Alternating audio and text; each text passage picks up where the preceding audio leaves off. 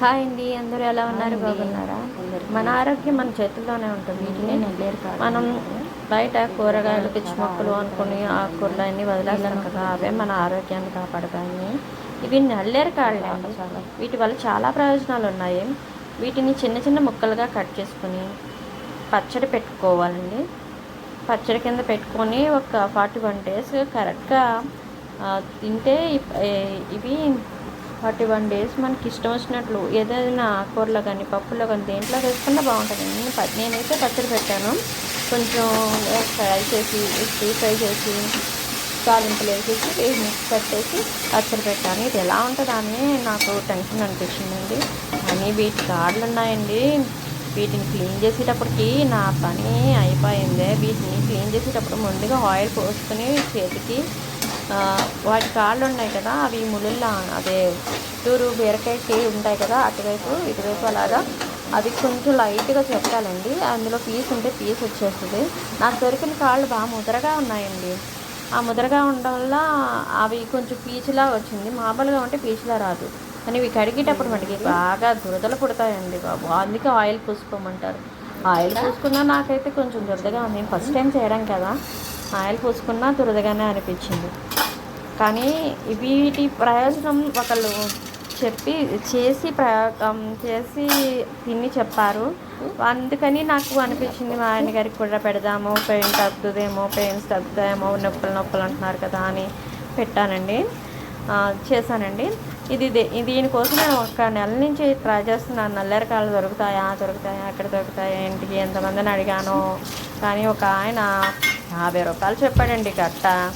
50 రూపాయలు అంటే నాకే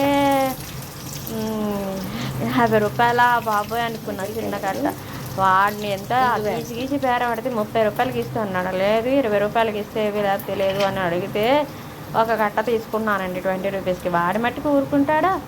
2 కట్ట ఇచ్చాడండి. ఇంగు వేస్తున్నానండి, వెల్లుల్లిపాయ వదిలిగాను. వెల్లుల్లిపాయ వేసుకుంటే వెల్లుల్లిపాయ వేసుకోవచ్చు, లేకపోతే ఇంగు వేసుకోవచ్చు. సరే అండి. తాలింపులన్నీ మీకు తెలుసు కదా, అవి తాలింపులు ఏమేమి వేస్తారు. చింతపండు కూడా నానబెట్టానండి.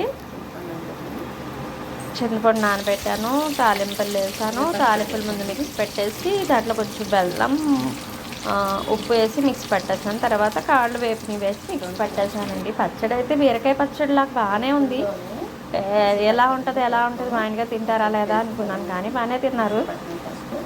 బాగుందండి. ఇది ఇలాగ కంటిన్యూగా వేరే దేంట్లో అన్న పప్పులో అన్న ఎందులో కన్నా అన్నీ వేసి తినలేని వాళ్ళు ఉంటారు కదండి, ఎందులో అన్న పప్పులో అన్న వేసేసుకోవచ్చు.